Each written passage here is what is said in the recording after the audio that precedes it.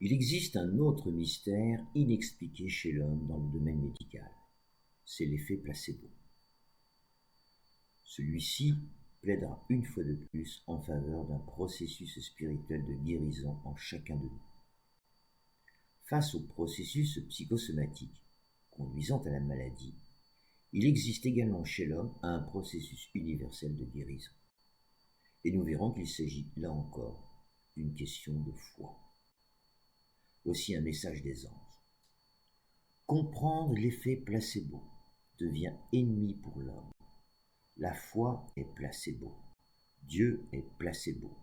Connaître leur fonctionnement, comprendre le mécanisme, provoquera le désintérêt et ne guérira plus.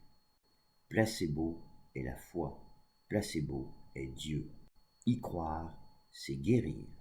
Voici tout ce que tu dois savoir. Fin de message. Patrick Lemoine, dans Le mystère du placebo, aux éditions Odile Jacob, médecin psychiatre et chef de clinique à Lyon, s'est spécialisé dans l'exploration et la prise en charge des troubles du sommeil et de la dépression. Il s'est consacré au problème de la surconsommation de médicaments psychotropes en France. Dans son excellent ouvrage, il fait preuve d'une remarquable honnêteté intellectuelle face à ce processus inexpliqué et inexplicable. L'absence dans son livre d'une théorie satisfaisante en témoigne. À noter que placebo signifie en latin « je plairai ». Je cite l'auteur. Naguère, il fallait plaire au Seigneur, restituer la part de Dieu, payer tribut à l'inconnu. Mais que fait aujourd'hui celui qui prescrit un médicament inactif à partir d'un symptôme incompréhensible, sinon s'en remettre aux forces irrationnelles et incontrôlables de l'inconscient, moderne avatar de l'imprononçable, l'inconnaissable. Il s'agit bien de plaire, mais ce n'est pas le malade que l'on cherche à séduire, c'est essentiellement le destin dont on s'efforce de ne plus entraver la marche par l'action de molécules synthétiques. La prescription de placebo vient généralement quand le thérapeute ne sait plus quoi faire, ne comprend plus, est au bout de ses ressources thérapeutiques normales. Inconsciemment ou non, prescrire un placebo, c'est faire allégeance à l'irrationnel, car son efficacité est pratiquement imprévisible. Fin de citation. Et le moine ajoute : qui prescrit un placebo s'en remet au destin. Une position bien peu scientifique au fond. D'ailleurs, ne doit-on pas voir dans cet acte la matérialisation d'un certain scepticisme des médecins sur leur propre capacité à guérir scientifiquement et à comprendre les mécanismes de la guérison. Prescrire un médicament totalement dénué d'efficacité objective, placer tous ses espoirs dans une substance inerte dont on ne peut pas prédire si elle marchera, ne disposer d'aucune théorie explicative en cas de succès, tout cela ne constitue-t-il pas une radicale remise en question de l'idée de thérapie médicale ? La prescription d'un placebo s'apparente par certains côtés à l'incantation du chaman, à l'imposition de mains, à la fabrication d'un filtre magique. Elle rappelle parfois péniblement aux médecins ses origines magico-religieuses. Recherche de la panacée, du remède universel, de la potion magique. C'est bien une pratique qui sent le soufre. Fin de citation. Sous ces propos sulfureux émerge une honnêteté intellectuelle. La science ne dispose d'aucune théorie explicative en cas d'efficacité du médicament. Selon moi, l'effet placebo est donc un objet spirituel tel que je l'ai défini. Premièrement, il est cause de lui-même, puisqu'indépendant de toute volonté humaine. Deuxièmement, il est une contradiction interne dans la mesure où il guérit sans principe actif. Troisièmement, son processus s'avère totalement immatériel, invisible et abstrait à la science, pourtant bien présent dans son efficacité que nous allons voir. Par conséquent, il appartient au monde de la foi. Dès lors, il est, comme tout objet, issu du monde irrationnel. Par ailleurs, il ne faut pas confondre l'effet placebo du placebo lui-même. Le moine les distingue ainsi, je le cite. Le placebo est une substance inactive prescrite dans un contexte thérapeutique. L'effet placebo est ce qui s'additionne ou se soustrait à l'effet pharmacologique d'un médicament actif. Fin de citation. C'est-à-dire au travers de la relation tripartite entre le malade, le médecin et la maladie. Une mauvaise relation humaine entraînera ce que le moine appelle un effet nocebo. Les statistiques montrent qu'il existe des thérapeutes placebo-inducteurs et nocebo-inducteurs. Les premiers obtiennent de manière significative de meilleurs résultats que les seconds. Dès lors, le placebo est le nom donné aux médicaments sans principe actif, tandis que l'effet placebo résultera de la qualité de la relation humaine entre thérapeute et patient. Intéressons-nous plus précisément aux conditions de la relation humaine au sein de l'effet placebo. Alors que toute industrie pharmacologique s'ingénie dans l'ombre à travailler sur les effets des médicaments placebo, exemple, choix du nom du médicament, de son emballage, de la forme et de la couleur du cachet, etc. La pensée scientifique, elle, n'ose pas s'attaquer de front à cet étrange phénomène qu'est l'effet placebo lui-même. Le moine révèle, je cite, « Ce n'est pas le moindre des paradoxes que de voir la médecine moderne refuser d'exploiter comme il se doit la puissance de l'effet placebo, mais accepter de recourir à des pratiques dont l'efficacité scientifique est pour le moins douteuse, et consentir à prescrire des produits pharmacologiquement inertes, des placebos purs et impurs. Pourquoi privilégier dans le plus grand secret, évidemment, le placebo par rapport à son effet? Et il poursuit. Alors que les médecins devraient davantage compter sur le premier, l'effet placebo, c'est le second qu'ils semblent discrètement favoriser, le placebo. Aurait-il correct qu'ils profitent de la confiance de leurs patients et prescrivent en guise de médicaments des produits totalement inefficaces, inactifs, Fin de citation. La question se pose en effet. 35 à 40% des médicaments délivrés en pharmacie sont des placebos impurs, c'est-à-dire des médicaments dont le principe actif n'est pas démontré, puisqu'ils ont autant d'efficacité qu'un placebo pur. 35 à 40%, c'est pas rien. Les cibles principales d'un placebo sont directement liées à l'activité psychique. Voici un aperçu en pourcentage de l'action guérissante d'un placebo. En cas de douleur, 86%, d'ulcère gastrique et duodénal, 88%, d'arthrite chronique avec amélioration de l'état général du patient, 80%, de problèmes liés à la pression sanguine, 60%, d'angoisse, 30%, et de motilité intestinale diminuée, 27%. Plus généralement, un placebo obtient un résultat moyen de 30% minimum. Autrement dit, un médicament placebo soignera au minimum 30% des maladies qui l'auront ingéré. Des malades qui l'auront ingéré, On peut donc déjà en déduire qu'une personne sur 3 est capable d'auto-guérison totale sans prise d'un principe actif, si elle est vraiment convaincue de faire ce qu'il faut pour se soigner. Dans le cas de maladies ayant une nette origine psychique, la barre des 88% pourra être atteinte. Ce qui est simple à comprendre, nous croyons communément et à tort qu'une maladie d'origine psychique n'est pas une vraie maladie organique, alors que nous savons aujourd'hui que face à tout symptôme psychique, il existe une contrepartie neurobiologique. C'est pourquoi les laboratoires s'empressent de créer des pilules agissant sur la contrepartie neurobiologique dans l'espoir de soigner le symptôme psychique. Le moine nous explique comment les laboratoires tiennent compte de l'effet placebo dans l'élaboration de leurs médicaments. S'agissant du nom du médicament, je cite: toujours par la magie, le préfixe peut chercher à tirer vers le haut le pauvre patient écrasé par la maladie, notamment par la fatigue ou la dépression. Surhélène, Survector, Proyadène, Prozac, Promotil, etc.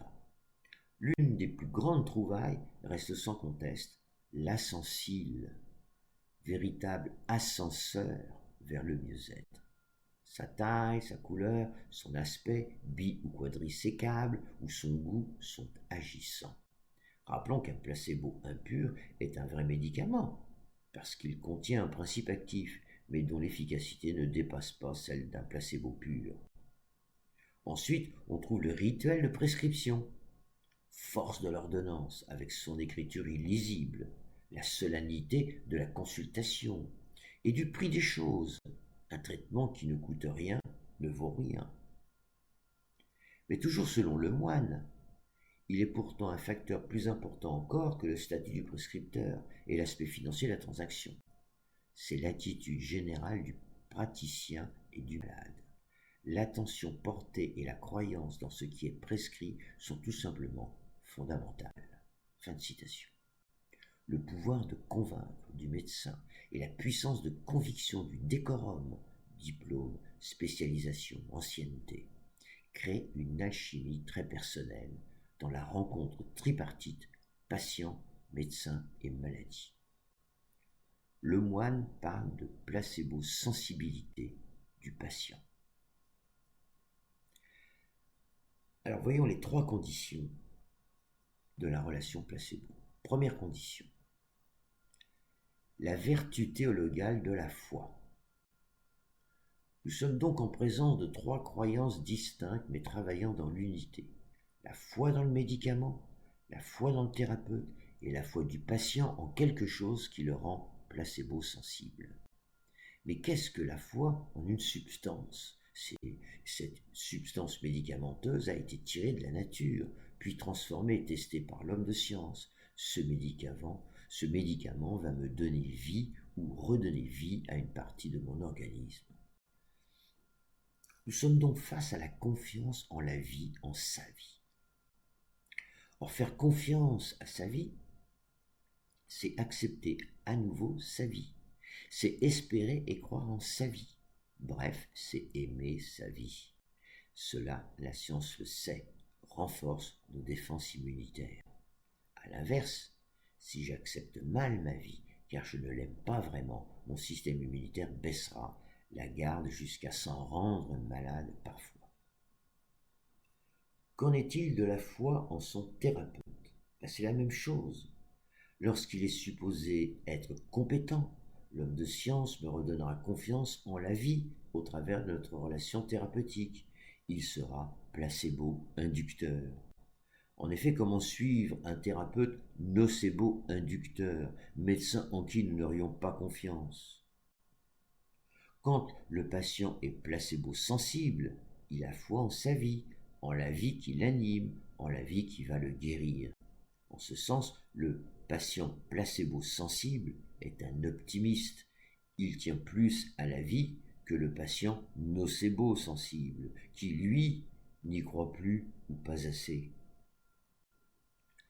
Le message des anges disait ceci: aimer sa vie, c'est honorer Dieu.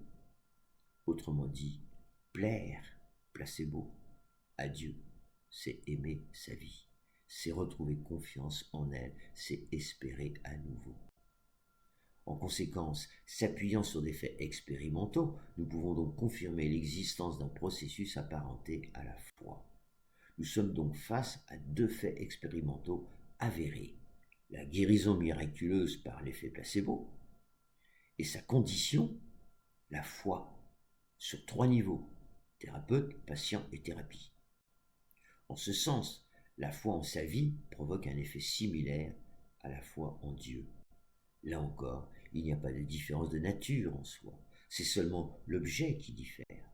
Pour l'un, c'est le pouvoir de la science, pour l'autre, c'est la puissance divine. Or, placebo est Dieu et Dieu est placebo, affirment les anges. Deuxième condition, c'est la seconde vertu théologale, l'espérance. Le patient espère, tout comme le pèlerin. Le patient espère que la puissante science médicale réussisse l'effet placebo. Le pèlerin, lui, espère la puissance de l'amour divin, le miracle. Or, dans l'effet placebo, le pouvoir de la science médicale n'intervient pas, il est virtuel. Du coup, il ne reste que la puissance de l'amour divin pour guérir sans principe actif, tant chez le patient que chez le pèlerin. C'est donc l'attitude d'espérer en soi face au désespoir qui conditionne le miracle de guérison et non l'objet de l'espérance en tant que telle, science médicale, sa vie, un saint ou une sainte. Ne dit-on pas que l'espoir fait vivre?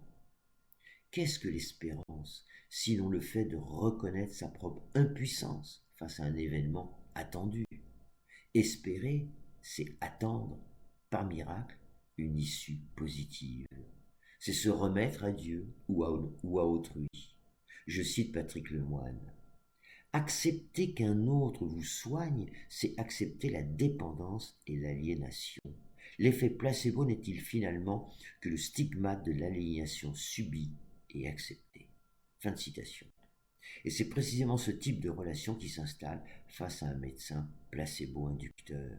Celui-ci écoute son patient et trouve les mots d'espoir qui le réconforteront, alors que le médecin nocebo-inducteur restera dans l'indifférence de sa fonction de prescripteur. Prescripteur qui, pour des raisons économiques, n'aura parfois pas plus de 5 minutes à consacrer à son patient. En clair, donner de l'espoir à un désespéré est un geste de salut public, et nous sommes tous capables d'offrir cet espoir vital à autrui. Le moine nous dit encore à ce sujet, je le cite, « Il existe actuellement un renouveau américain de cette approche, certains auteurs allant jusqu'à proclamer les succès éclatants de la psychothérapie dans la prise en charge de certains cancers. » Jacques Danzer rapporte comment un psychothérapeute californien lui avait longuement écrit pour lui raconter comment il était parvenu à démontrer à l'un de ses patients que sa tumeur au poumon gauche provenait de ses problèmes professionnels. Il poursuit, il est généralement admis en cancérologie que l'un des meilleurs éléments pronostiques du cancer du sein est représenté par le type de réaction des patientes lorsqu'on leur révèle la nature de la maladie. Celles qui s'effondrent en disant « tout est perdu » et qu'elles n'ont plus qu'à attendre la mort auraient moins de bons pronostics que celles qui répondent qu'elles vont se battre et vaincre la maladie. Le fighting spirit.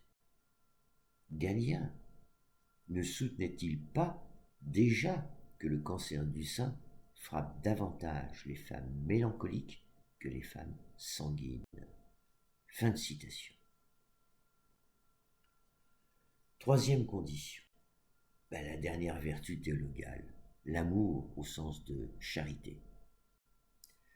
Nous avons vu que la relation placebo est essentiellement conditionnée par un acte de foi envers un thérapeute placebo-inducteur, autrement dit bienveillant.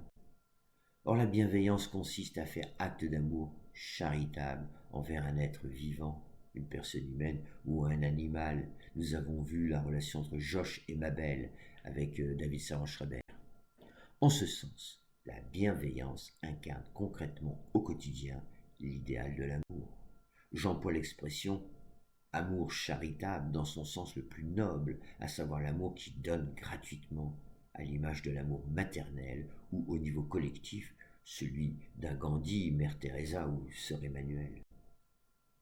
En retour, le patient accueille avec bienveillance, donc sans méfiance, ce que lui offre le thérapeute, ce qui a pour conséquence d'ouvrir son cœur.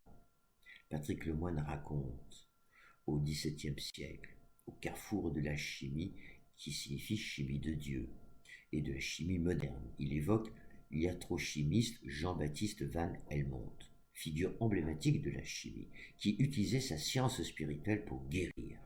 Van Helmont insistait sur les moyens sympathétiques. Je le cite. « Ce sont donc les idées de celui qui applique le remède sympathétique qui s'unissent dans ce milieu et deviennent les directrices de ce baume qu'elles portent à l'objet de leur désir.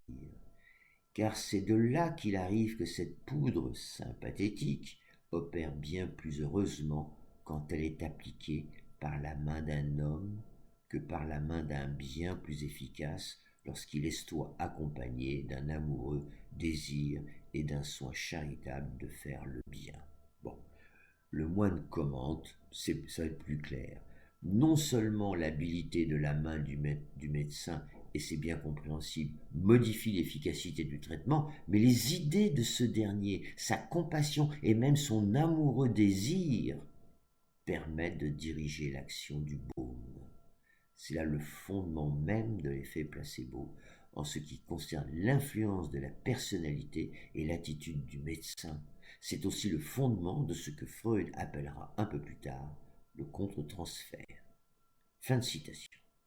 Bon, je nuancerai cependant ces propos, car le contre-transfert chez Freud représente les sentiments affectueux qu'un analyste peut éprouver envers son patient. Sentiments interdits durant toute l'analyse et poussant celui-ci à rester neutre. Autrement dit, le thérapeute et le patient se privent d'un effet placebo. L'analyste est en ce sens nocebo-inducteur, puisqu'il reste volontairement dans une relation humaine neutre. Or, dans le monde des émotions, la neutralité ou l'indifférence font autant de mal que l'absence d'amour. Enfin, cité par le moine, on trouve le mot placebo dans la Bible dite Vulgate, quand elle fut traduite du grec au latin, et plus précisément dans le psaume 114 des Vêpres des morts, dont voici la traduction en français. Rentre dans ton repos, ô mon âme, car le Seigneur t'a comblé de bien, parce qu'il a écarté mon âme de la mort, les larmes de mes yeux, mes pieds de la chute. Je plairai, placebo, je plairai au Seigneur dans le monde des vivants. Seigneur, donne-leur le repos éternel et que la lumière éternelle les illumine. Je plairai au Seigneur dans le monde des vivants. Rappelons-le, selon les anges, honorer Dieu, c'est aimer sa vie, sa destinée. C'est la mort fati de Nietzsche, au point que l'on souhaiterait qu'elle se répète éternellement. Le mot thérapie, du grec thérapeutes, signifie prendre soin d'eux, mais Platon en donne une définition supplémentaire. Rendre un culte au Dieu. N'est-ce pas la même idée? Je plairai au Seigneur. En conclusion, Patrick Lemoine fait le lien entre l'effet placebo et le processus psychosomatique. Je le cite. Ces exemples d'allègement, voire de disparition transitoire de certains symptômes, sous l'effet de facteurs non pharmacologiques, constituent des modèles utilisables pour mieux comprendre l'effet placebo qui, dans un sens large, peut être même légèrement abusif, pourrait être défini comme tout effet thérapeutique non spécifique observé dans une relation soignante, soit sans le recours, soit surajouté à une substance pharmacologique active ou à une méthode spécifiquement efficace. C'est le fondement même de l'approche psychosomatique. Fin de citation. Or, grâce à ces innombrables expérimentations sur le placebo, nous savons que l'effet placebo revêt un caractère universel qui permet d'envisager sérieusement un processus de guérison universel, dont les miracles de Lourdes sont entre autres des manifestations probantes. Il est donc permis, comme nous l'avons vu dans le podcast précédent, de concevoir un processus psychosomatique universel pour toute maladie en général. Cela dit, il ne faut jamais oublier que chaque maladie possède une limite propre à un non-retour à la guérison en fonction de la personne qui en est atteinte. Voici un message des anges à ce propos. Je cite, « Des chairs ayant beaucoup souffert ne se rétabliront plus. Les voici rongés, ne pouvant plus ressusciter. Seuls ces corps énergétiques et subtils peuvent être pleinement réparés. Ceci est bon pour tous les individus ayant été malades ayant mis trop longtemps à comprendre leur situation. Autrement dit, fin de citation, autrement dit, à réaliser leur déviation vitale, comportementale face aux événements subis. Dès lors, comment peut-on définir simplement l'effet placebo? L'effet s'insinuant dans tous les actes thérapeutiques à l'insu de tous. D'abord, il s'agit d'une guérison sans cause rationnelle clairement identifiable, ce en quoi il s'apparente au miracle de guérison. Mais avec une différence importante, il n'y a pas d'effet spectaculaire. L'effet placebo fait grise mine face à un paralytique qui se lève et marche à nouveau. Pourtant, il n'y a pas, semble-t-il, de différence de nature, seulement de degré, d'intensité. Il s'agit donc dans les deux cas d'une guérison sans cause issue du monde de la preuve, du monde de la matière. Guérison fondée sur les trois vertus théologales, la foi, l'espérance et l'amour, appartenant à notre versant spirituel. Cette guérison a lieu au sein d'une structure relationnelle identifiable, fondée sur la relation universelle humaine, dont vous avez un podcast à disposition. Quand la médecine ne peut plus rien pour lui, le pèlerin, en quête de guérison, établit une relation positive avec Dieu. Je plairai au Seigneur. Il n'impose rien, il espère. Il demande tout en sachant que par essence, il ne peut rien exiger de son Créateur. En dernière conclusion, ce qu'il fallait montrer réside dans le fait observable que les deux processus psychosomatiques et de l'effet placebo sont au final le même processus universel fonctionnant de manière, là encore, symétriquement inversée. Telle est notre nature double. Dans les prochains podcasts, nous allons approfondir les principales valeurs universelles transcendantes, lesquelles sont fondamentales en santé, en social, en politique et en économie. Alors encore une fois, pardon pour mes bafouillages et grand merci pour votre patience.